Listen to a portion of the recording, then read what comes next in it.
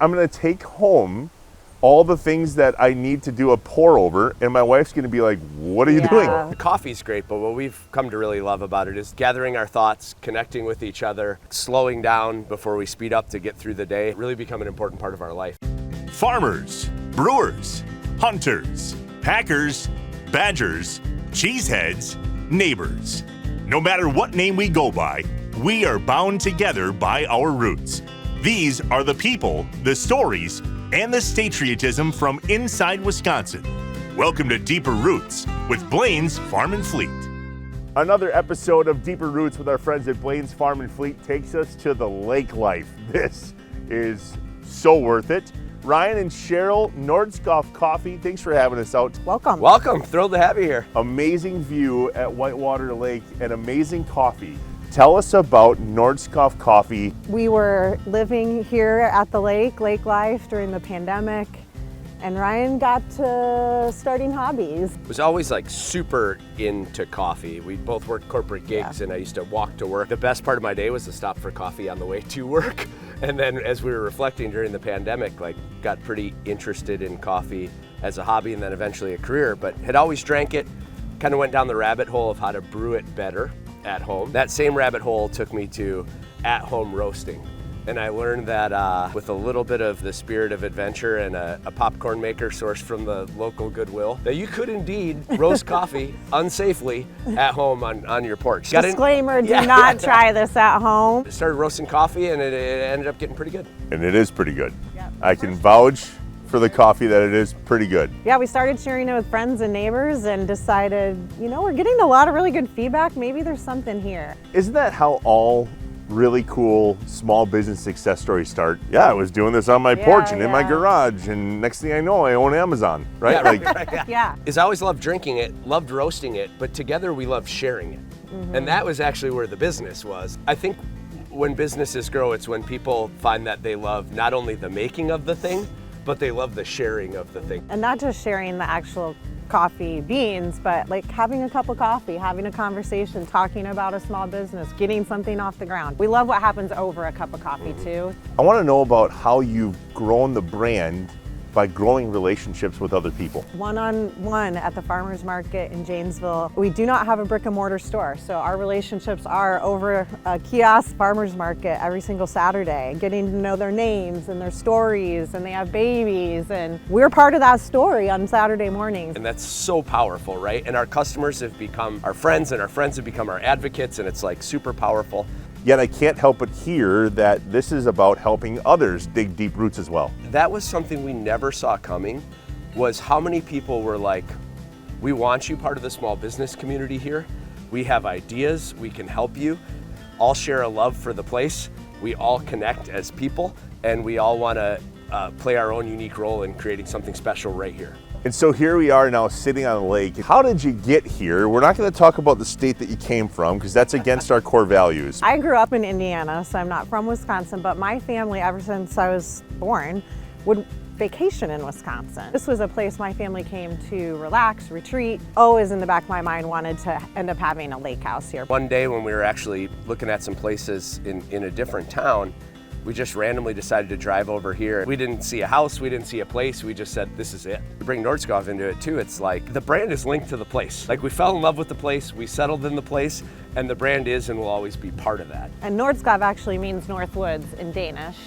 So that is our connection to the North Woods of Wisconsin and Scandinavian design and the approach to roasting coffee, but that sort of all came together for us in the name of the business. It's inspiring to hear successful people go, you know what, corporate's not for me. I don't know, maybe I'm gonna buy a house on a lake and make my own coffee. So that's been really refreshing to us, is to take some of the mindsets and the skill sets that we built at big businesses and apply them to a smaller business with a little bit less ambition, but a whole lot more passion. So the only thing we're missing at this point is showing me and showing us how to brew coffee. I know nothing about a coffee bean. I don't know where you get it, how it's grown. Will you just teach me the coffee bean 101? Yeah, it starts with it's not a bean. Okay, I'm failing miserably. No. That's, everyone calls it a bean, right? It's actually, it's not a legume.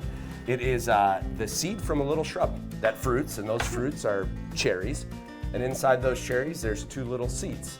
And the fruit of the cherry and the skin of the cherry is removed. Those little seeds are dried out into 10 or 11% moisture, and that is a raw green coffee bean that people like Nordskov buy. So, and then we take that little dried out seed and we cook it. I feel like we're gonna spoil it for roasters, but honestly, like a coffee is never gonna be better than when it comes off the farm. Our job as a roaster is to select ones we think are really beautiful and interesting that people will love. We say we're a Nordic style roaster, but that approach to coffee roasting, that, hey, find really wonderful beans, roast them in a way to bring out those wonderful flavors, and then stop and let the coffee shine. So there's something called a pour over, right? Yeah. You've roasted the coffee seed. That whole not a bean thing is really gonna mess me up. I know. The best way to get it is to see it. So why don't we go ahead and make some coffee? So I'm gonna need you to help me out a little bit. We didn't talk about ratio. How much water and how much coffee matters an awful lot too. So if you'll put 18 grams of these coffee beans into that little cup. The fact that you're trusting me to pour something means you didn't watch the last episode of Deeper Roots. That did not end well for me. Oh no. See, no. It's okay. I don't know how much difference it makes, but in my mind, to the bean matters. So I like pick everything. Yeah. Perfect. I think that's No, every bean matters. but you're gonna be 17.9 grams now. I think Easy. we're gonna take the bean out. Oh, man. 18. So we gotta take those whole beans and we gotta make them little bean particles. One big tip for coffee, keep it whole bean until you're gonna drink it. Air, heat, and light are the enemy of delicious fresh coffee. Go for it. Can keep those beans together, keep them in an opaque bag and somewhere cool. Air, heat, and light is also the enemy of Miller High Life. That is 100% right. And then let's make sure the 18 grams that went in also goes out. You can just dump it right into the filter. I'm very nervous to spill. Oh, that would not be the first time coffee was spilled on this countertop. We're trying to keep everything consistent, and we want to really manage how the water flows through. So give it a little shake to flatten out. We want a nice flat bed of coffee to start with. We're on a clock now, so I'm gonna start the timer, and then pour with this kettle until we get to 60 grams. And you're just gonna make nice little circles. Nice. Perfect. Good. What's happening now is all of the carbon dioxide that's in the coffee from the roasting process is starting to release, and we want that to happen for about 45 seconds. But now take us up to 180 grams. Okay. And so we have 18 grams of coffee in. We're gonna shoot for about 300 grams of water poured. So that's 16 parts water to 1 part coffee. If I stand different on the floor, it says 180 just for a second. So we're good. And at 130, you're gonna take it up very slowly like you just did, up to about 305 grams. Oh, we're doing it again? Yeah, oh yeah. Holy buckets. I'm at 310, Yep. talking and doing math at the same time. We shoot for about 3 minutes of total brew time for this coffee. This is our Ethiopian single origin coffee from the Guji region of Ethiopia. We're a little fast, but I think it's gonna be delicious. It was 3 seconds too fast. Now we drink. And this is the fun part, right? So what flavors and notes should I be tasting in this? Well, you tell us. Yeah, you tell us and then we'll read the bag and You see if are- you agree or not. You're asking the wrong palate. I'm in you sipping ready? mode. Ready? Are you ready? Okay, I'm It's ready. gonna be really hot. Is it know. really hot? 202. You're probably at like 197 now, but we'll let it cool too because that's the notes really come out as the coffee cools. What do you taste? I don't know what I taste. I'm doing it again.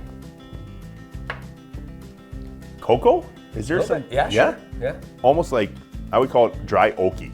Okay. Just a little, not a lot, Yeah. just a little. The thing that differentiates this coffee for us and the reason we bought this coffee is it has a really prominent like lemon acidity to it. So it's like sparkling on the tongue. I think we call this one like a lemon sweet tea is the vibe we get from this. You know what it doesn't taste like? French vanilla creamer. No, it does not So- taste like French vanilla cream. Gonna take me a minute to understand what I'm drinking here? We learned a lot today about friendships and coffee. I need a coffee for the road. Is this a tall boy you call it? That's right. 16 ounces of cold brew get you the whole way home. I love the stories where we get to come and learn about what the roots are and why they matter. And I think that that's what we got to do today is slow down and have a cup of coffee and look at the lake and enjoy the sunrise. Thank you for telling our story and thank you for telling all those amazing stories that you do. We're thrilled to be part of this.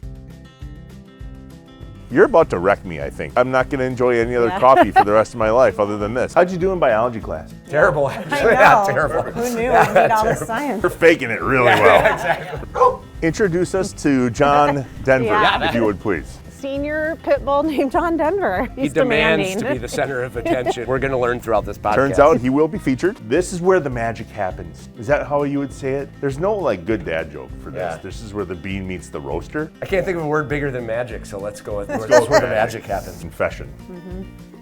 I'm not a black coffee drinker. I usually use creamer. Okay. But you've changed me. Also, drink what you like. We just want you to like better coffee. A cheers goes out to Ryan and Sheryl, and of course, our good friend John Denver the dog, all founding members of Nordskov Coffee. Thanks for having us out to Whitewater Lake and sharing your passion for great coffee and small businesses here in Wisconsin, in small town Wisconsin, there in Whitewater. Also, thanks for ruining it for me.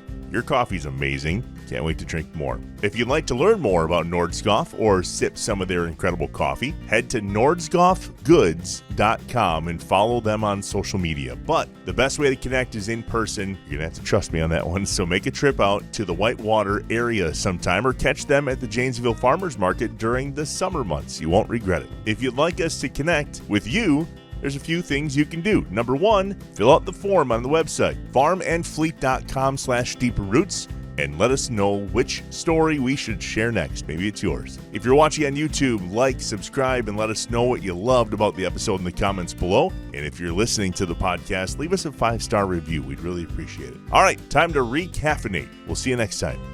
Talk to you later. Bye.